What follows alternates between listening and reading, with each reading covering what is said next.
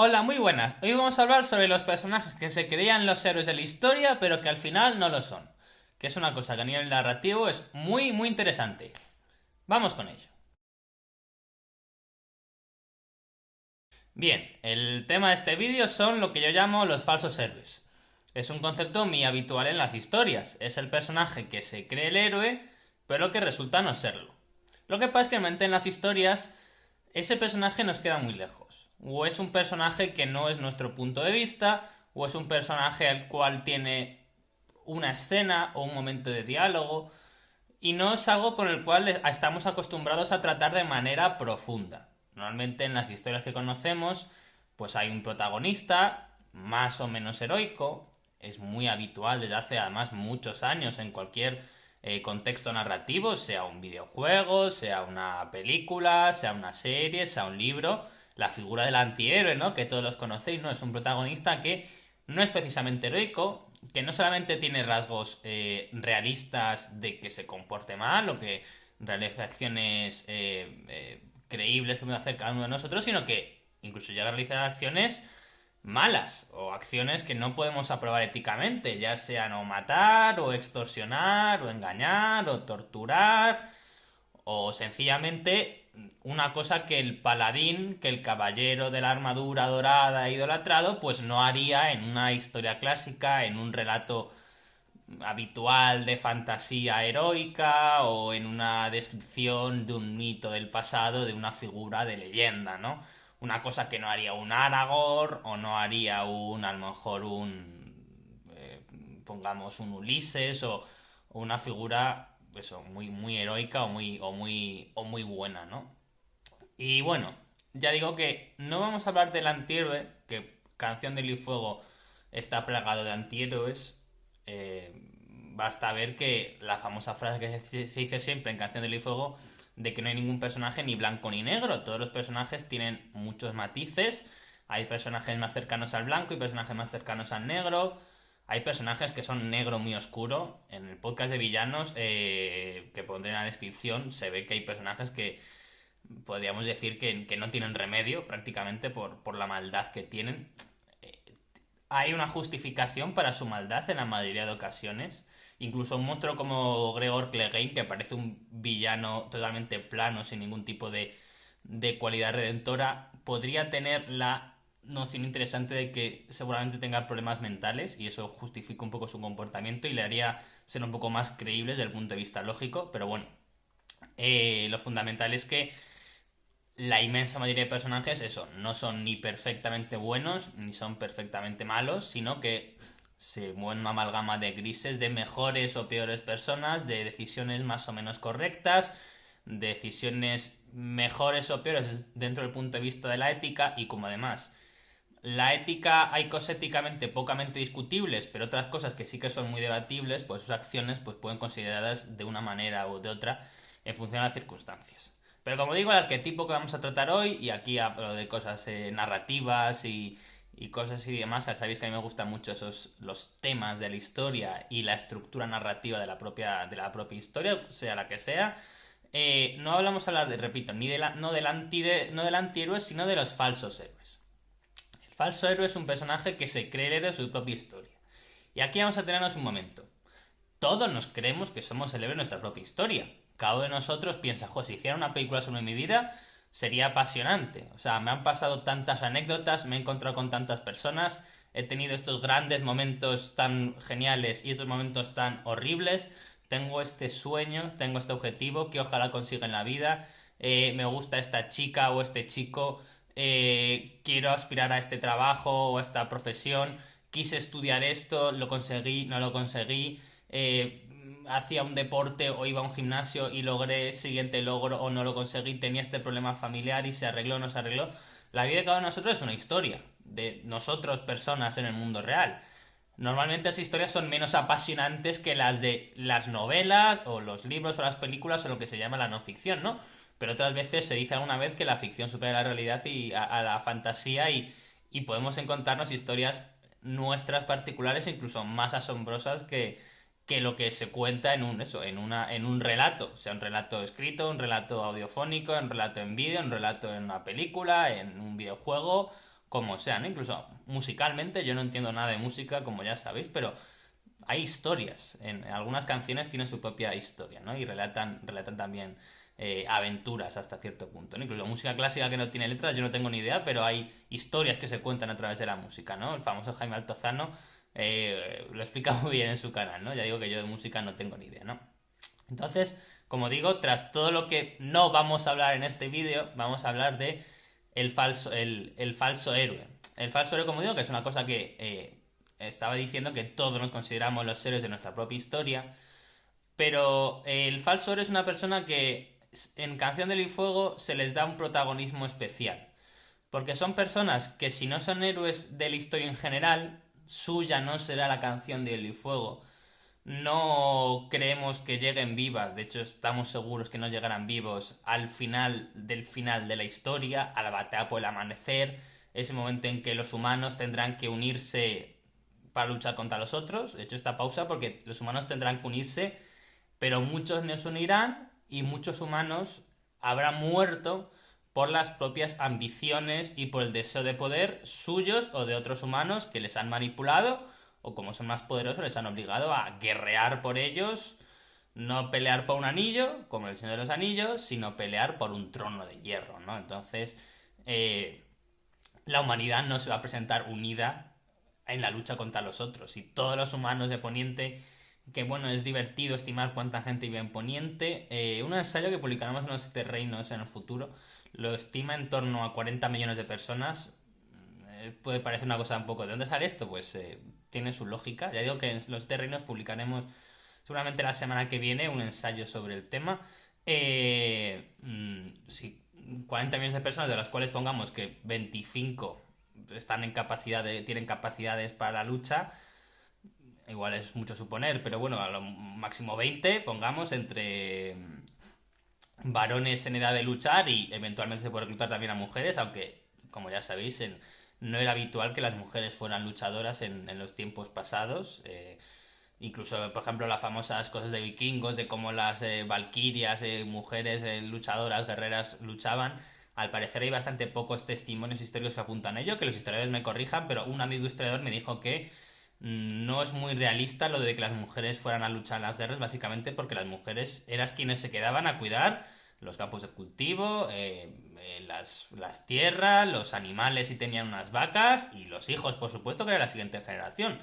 No podían todos marcharse a la guerra y decir, sí, que se queden cuidando a los abuelos. Bueno, no había tantos abuelos, no había suficientes personas de edad anciana para cuidar a todas esas tierras y cuidar a las nuevas generaciones y que eso no se quedara además totalmente desprotegido por si había cualquier cosa. Entonces, ya digo que en un contexto como de Canción de Fuego sería muy raro ver en una leva militar de vamos a convocar a todo Poniente a luchar contra los otros, que las mujeres también lucharan por el contexto histórico, pero aunque si lo hicieran o no, en cualquier caso, de 40 millones de personas que pongamos bien en Poniente, si 20 o 10 millones van a luchar contra los caminantes blancos, se les instruye que deben emplear el fuego, se les instruye que deben emplear una serie de armas especiales que tienen una obsidiana o etcétera, que pueden llegar a causar daño a este enemigo. Es decir, si en un mundo ideal, idílico y perfecto, con una formación y demás, pues no habría amenaza posible, no habría problema posible, ni siquiera sería necesario que el fuego acabara con el hielo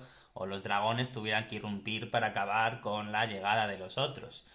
Pero evidentemente, como sucedía también en el mundo real, que siempre había muchos problemas, en Canción del Fuego la humanidad no se une por completo para luchar contra los otros, sino que serán pues algunas personas las que harán esa función de intentar luchar la guerra que importa, ¿no? Hemos comentado muchas veces que John Martin es una persona antimilitarista, no está a favor de las guerras, pero dice, él fue objeto de la guerra de Vietnam, pero él ha dicho que hay guerras que merece la pena luchar. Él dice que él fue objeto de la guerra de Vietnam, pero que al luchar contra los nazis en la Segunda Guerra Mundial, pues él hubiera visto bien alistarse en el ejército o al menos aprobar ese conflicto porque está luchando contra un gran enemigo, un enemigo que sencillamente quería borrar del mapa a una serie de razas de la humanidad, ¿no? Entonces, hay alguna guerra por la que merece la pena luchar y ya digo, Martin, la guerra contra los otros han mencionado específicamente que a diferencia de las guerras por el poder, las guerras por el trono de hierro, que son por pura ambición personal y por puro egoísmo humano, hay otra guerra que es por la supervivencia de la especie, el enemigo que le da igual que seas, como decimos siempre, un enemigo democrático, iba a decir, que le da igual que seas rico, pobre, noble o campesino, hombre o mujer, buena persona o malvado, te va a matar igual, porque son seres que no entienden de hacer distinciones. Y contra ese enemigo, que es la muerte, que son nosotros, pues sí que merece la pena luchar, ¿no? Así que bueno, volvamos a nuestra figura del falso héroe. Y en este vídeo vamos a hablar en concreto de estos personajes que son los falsos héroes, que se ve muy bien, que parecen los héroes de una historia, pero es una historia que, por desgracia para ellos, y a veces incluso por desgracia para nosotros, aunque nosotros son personajes y que no existe en el mundo real, no son los héroes de Canción de Hielo y Fuego. El primero de ellos, yo creo que el más evidente si habéis leído las novelas, es el personaje de Quentin Martel. Quentin Martel a mí es un personaje que me encanta, me gusta muchísimo Quentin. Creo que es un personaje tremendamente realista, es un personaje que hace mucho bien a la historia que haya aparecido en Canción de Hielo y Fuego. Tenemos 2 ensayos sobre él en los terrenos, tenemos uno que se llama En defensa del príncipe Barrow, que es muy muy bueno, y otro más hablando sobre un poco los Martel y demás, que también se toca Quentin. Me parecen muy muy buenos porque se explora la importancia que tiene el personaje. El famoso Poor Quentin de Twitter, Emmett Booth, que es uno de los mejores analistas de Canción de Hielo y Fuego, se llama Poor Quentin por algo, le gusta mucho Quentin. Tiene unos ensayos sobre por qué las vidas de por qué Quentin importa, y es básicamente unos ensayos bastante largos, no los hemos traducido en historias porque son muy largos, pero está bastante bien sobre... Quentin nos muestra que cada vida importa. Quentin nos va a reflejar que aunque no seamos el héroe de la historia, que seamos el falso héroe, que es el tema de este vídeo, lo que hacemos tiene valor, y lo que hacemos debe ser respetado, y lo que hacemos tiene un sentido.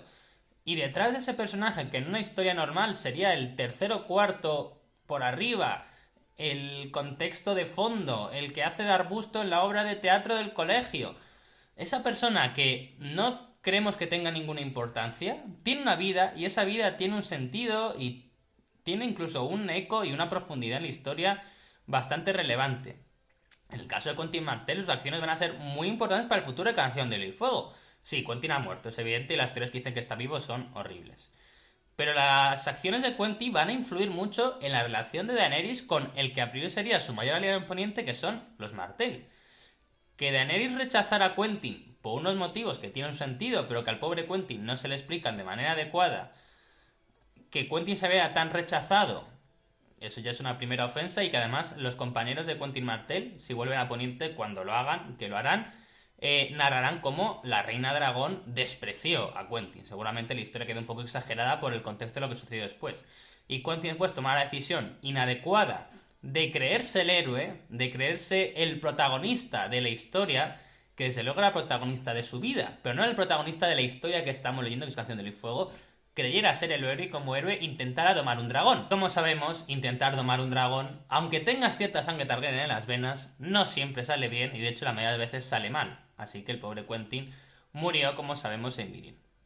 Y esto, como digo, tiene un impacto muy grande en la relación futura entre Daenerys y los Martell, que básicamente provocará que cuando llegue a Poniente Daenerys tenga a los Martell como enemigos. Los Martell se habrán aliado a otro Targaryen, en este caso al supuesto Aegon, del cual vamos a hablar en este vídeo precisamente a continuación, porque los Martell habrán sentido como la vida de Quentin, que era una vida importante. Quentin no era el heredero Martell, porque Aryan es mayor y en Dorne, por fortuna y por alegría y por justicia, da igual si eres hombre o mujer, sino que te valora en función... O sea, a ver, es un poco duro que te valore en función de el año en que hayan nacido, pero en términos sucesorios da igual que seas hombre o mujer, sino que el primer hijo que haya nacido, como sabéis, sea hombre o mujer, es quien hereda iba a decir el trono, el gobierno de Dorne, pero también si eres de la casa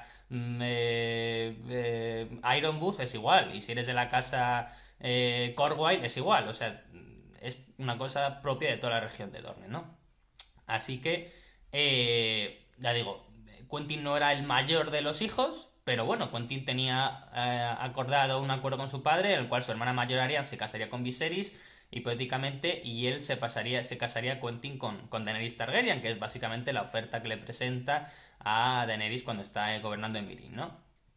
Y bueno, ya digo, eso va a provocar un cisma importante y que la historia de Daenerys cuando llega a Poniente se vea cambiada, porque Daenerys va a tener que centrarse, va a tener y va a elegir centrarse antes que en acabar con los otros, en derrotar al enemigo cuando, pueden decir, aún está a tiempo, o antes de que los otros tiren el muro,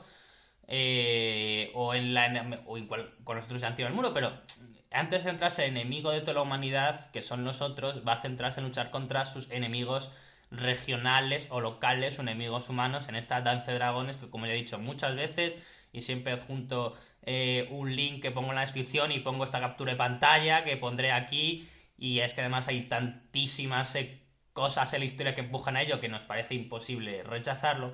Va a haber una segunda danza de los dragones. Y eso nos lleva al segundo protagonista de este vídeo, al segundo falso héroe, que es el supuesto Aegon.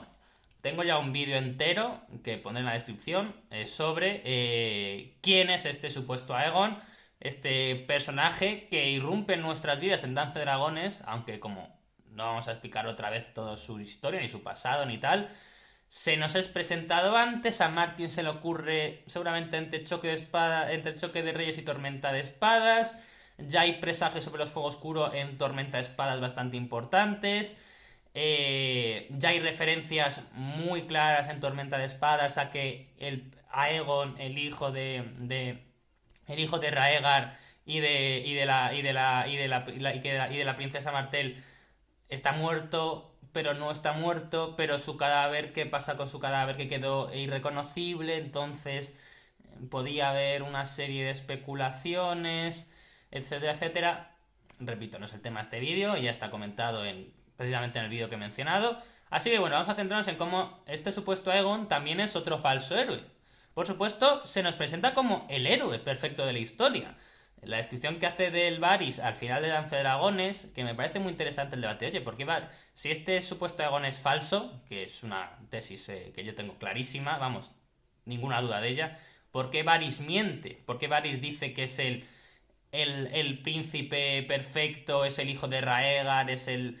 Bueno, en primer lugar, si vemos las palabras que dice Varys, es un poco sutil y hay alguna frase que, por supuesto, defiende a Aegon como el príncipe perfecto, pero también sugiere, deja caer, o podría ser más claro en enunciar la legitimidad suya. O sea, la deja clara, pero hay algún matiz reinterpretable. Pero bueno, ¿por qué Varys ante un hombre moribundo como es el pobre? Bueno, pobre. No, Kevan Lannister no es pobre y ya en un futuro hablaremos sobre por qué merece bastante condena por sus acciones. Es un poco el síndrome de los guardias de los campos de concentración o el síndrome de los príncipes austrohúngaros en la época de Hitler.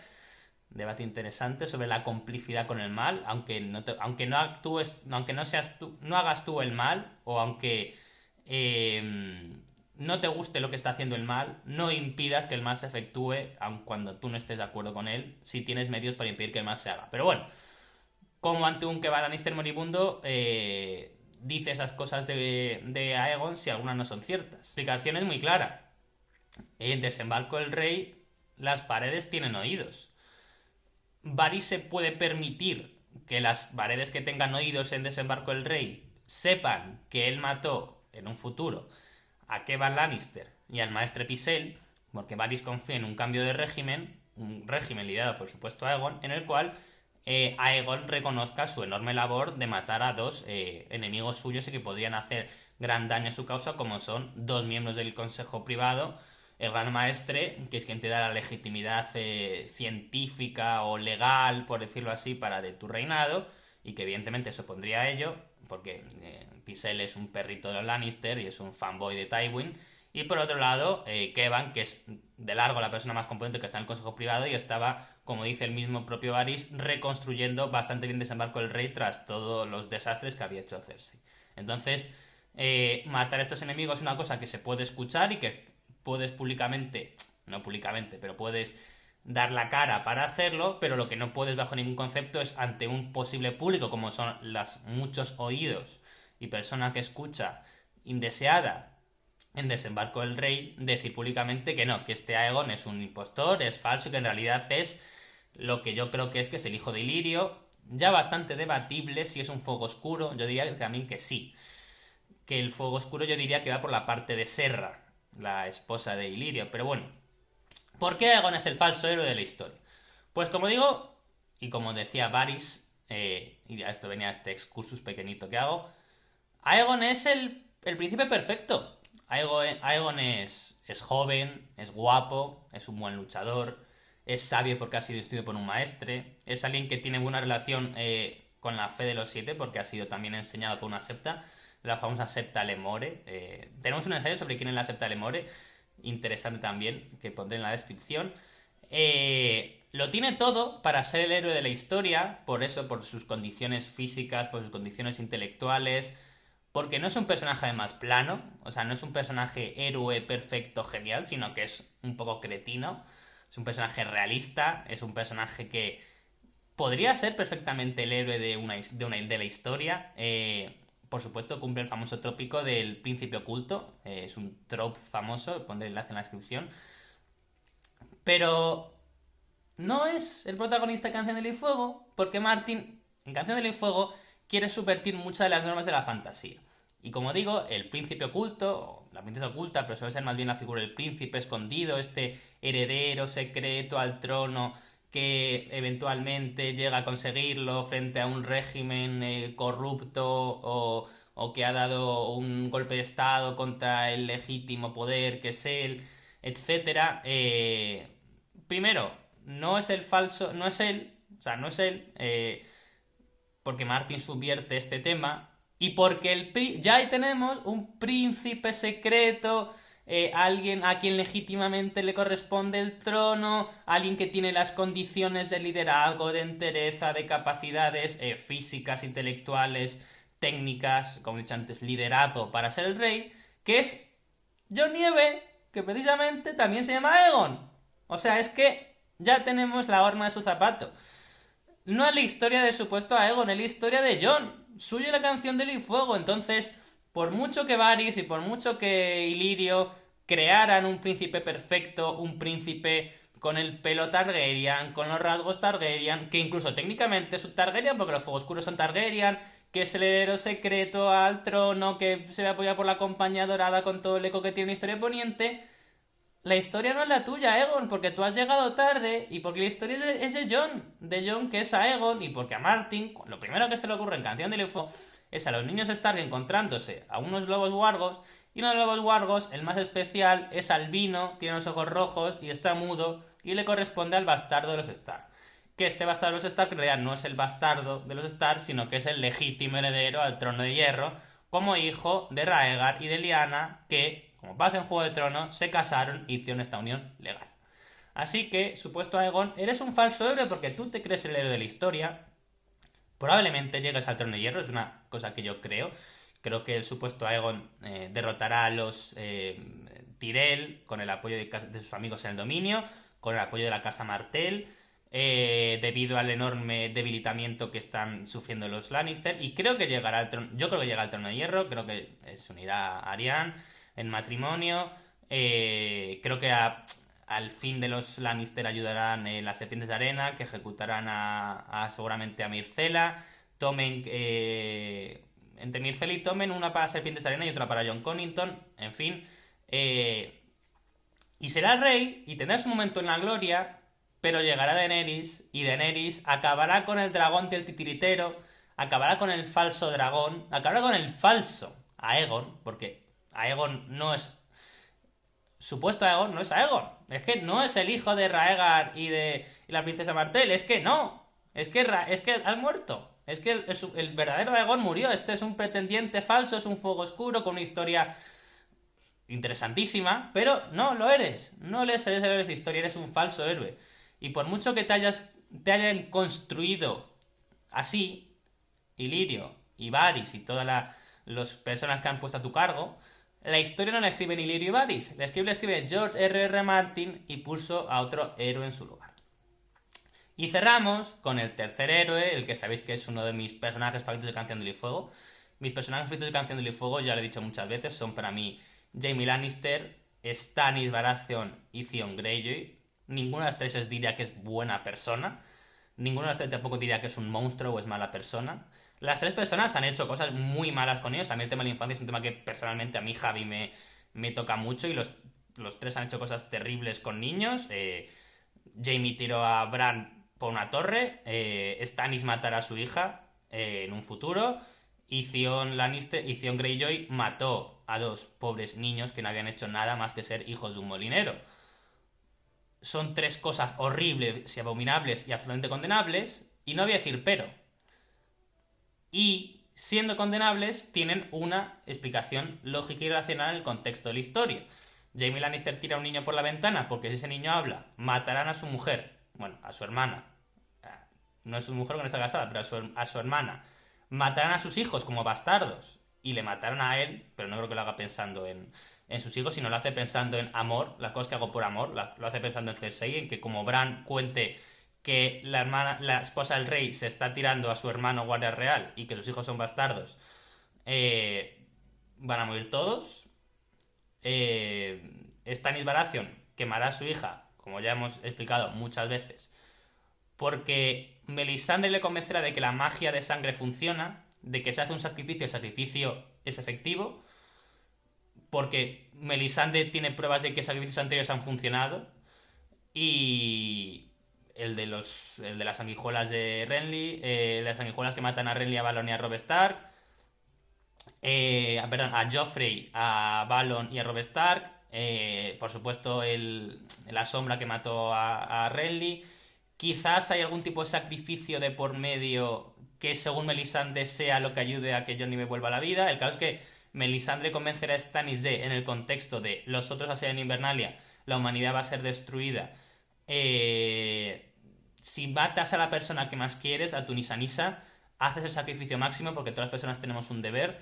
Si haces esa acción tan terrible y tan trágica, por matando a un niño salvarás a cientos de miles de niños. Además, el niño, que es la persona que más quieres del mundo, más inocente y que desde luego bajo ningún concepto merece morir. Pero Stannis, sin el ángel bueno que es Davos, porque no estará con él, caerá en la tentación y no cegado por ningún tipo de ambición, sino cegado por la intención de hacer lo mejor posible para el reino, y porque no tendrá a Davos que le diga, cuando Stannis se pregunta ¿qué es la vida de un bastardo contra la de un reino? Y dice Davos, todo.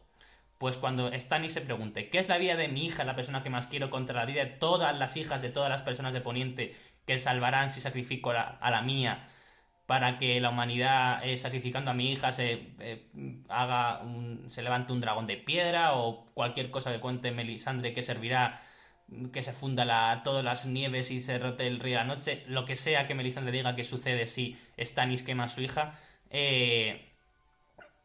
y Stannis caerá, y Stannis cederá, y Stannis, de manera trágica, hay ecos históricos en la literatura griega y romana sobre padres sacrificando a la hija, aunque yo creo que el contexto es diferente, y ya si nos vamos a la Biblia tenemos ya, bueno, Isaac y demás, ¿no? Eso ya es Abraham y demás, ¿no? Abraham iba a matar a su hijo, o sea, iba a hacerlo, porque se lo dice Dios, o sea que Dios le para la mano, pero él pensaba hacerlo porque estaba tan entregado a Dios que iba a hacerlo, pero Dios le dice, no mates a tu hija porque era una prueba que...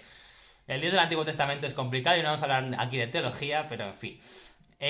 Y Stannis quemará a su hija, que es una cosa terrible. Así que bueno, hablemos de Stannis, como veis, la cabra tira al monte, y me gusta mucho hablar porque es un personaje de los más complejos de Canción de Hielo y Fuego, de los más divertidos e interesantes, y por supuesto también de un falso héroe. Si la historia del supuesto Aegon es una historia fabricada por Varys y por Illyrio como el héroe, el que salvará a la humanidad, bueno, a Poniente más bien, no es tan pretencioso, el pretendiente legítimo al trono de hierro, por supuesto el relato del falso héroe de Stannis ha sido construido por Melisandre. Melisandre tuvo una visión, Melisandre ve las cosas y tiene una gran visión, lo que pasa es que es pésima interpretando lo que ve. Entonces, Melisandre tuvo una visión por el cual en Rocadragón, es que está muy así, en Rocadragón estaba o era la persona, Azor Ahai, que salvaría a la humanidad y que sería renacido entre el humo y la sal. Y Melisandre tiene esa visión. No se da cuenta que Rocadragón va por Daenerys Targaryen, que nació en Rocadragón, bajo la tormenta. No se da cuenta de que porque no tiene esa visión de que el humo y la sal de la visión de Azor Ahai es referido a Jon Nieve, como muere entre el humo y la sal de sus lágrimas, el humo de las heridas por el frío están humeantes. Melisandre no ve eso. Melisandre pide a Rolor una visión de Azor Ahai y solo le muestra nieve. Y cree que es Stannis que está en la nieve y no, es que es Jon Nieve. En fin, Melisandre no ve bien las cosas, pero Melisandre, en su incorrecta visión, vio de manera incorrecta que Stannis era Azor Ahai y era el héroe y la persona que tenía que salvar a la humanidad. Y Stannis llega a abrazar esto. Entonces Stannis, por ello, hace cosas fantásticas y notables, como es salvar a la humanidad derrotando a los salvajes. La única manera que tiene la humanidad de acabar con los otros es derrotando al ejército de Mance Rayder, porque la Guardia de la Noche y el asiento de Castillo Negro es un punto fundamental para acabar con los otros o para tener al menos un conocimiento de los otros. Y desde luego, si Stannis no hubiera aparecido para derrotar a Mance Rayder, los salvajes hubieran matado a Jon y Jon es el héroe de nuestra historia, como he comentado antes con Daenerys, así que Stannis ha hecho acciones maravillosas y Stannis la legitimidad que tiene es absoluta, porque los hijos de Robert son bastardos y como tal el legítimo heredero al trono de hierro. Si Daenerys lo conquista, será la legítima heredera por conquista. En Juego de Tronos, yo creo que Cersei tiene la legitimidad de conquista, básicamente de destruir a sus enemigos para estar sentada en el trono de hierro.